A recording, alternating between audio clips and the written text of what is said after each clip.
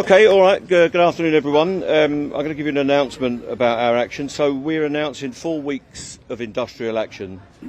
From today, we will be putting on a series of 48-hour strikes in December and January after industry negotiators representing Network Rail and the train operators failed to offer any new deals to reach a settlement. So over 40,000 members across Network Rail and the 14 train operating companies will take a series of 48-hour strikes on the 13th and 14th and 16th and 17th of December, and then again on January the 3rd and 4th and the 6th and 7th. There will also be an overtime ban across the railways of all of our members from the 18th of December until the 2nd of January, meaning that we'll be taking continuous industrial action for more than 4 weeks.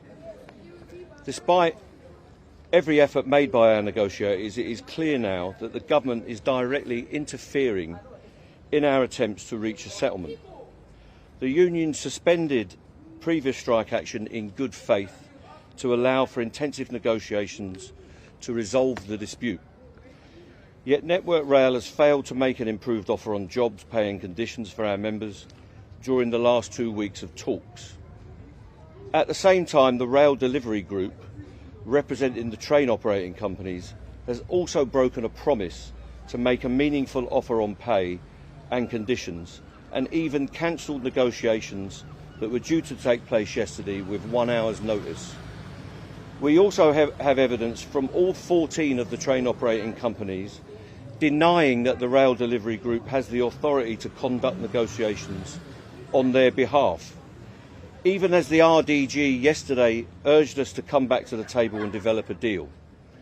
We now doubt that either the Rail Delivery Group or the train operators themselves actually have the authority to negotiate a settlement to this dispute, and we have the evidence here with us, the letters that they've written and that their lawyers have written to us.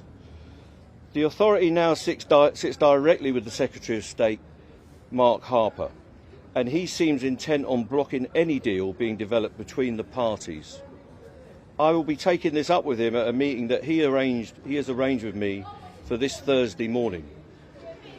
This latest round of strikes will show how important our members are to the running of the country, and will send a clear message that we want a good deal on job security, pay and conditions for our people.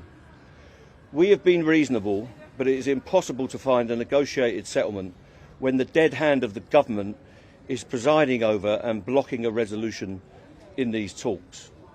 The employers are in disarray and saying different things to different people, sometimes at the same time. The whole process has become a farce that only the new Secretary of State can now resolve, and I will be calling on him to act up to his responsibilities this Thursday. In the meantime, our message to the public is we are sorry to inconvenience you, but we urge you to direct your anger and frustration at the government and the railway employers during this latest phase of action. We call upon all trade unionists in Britain to take a stand and fight for better pay and conditions in their respective industries, and we will seek to coordinate action, including strike action, where we can.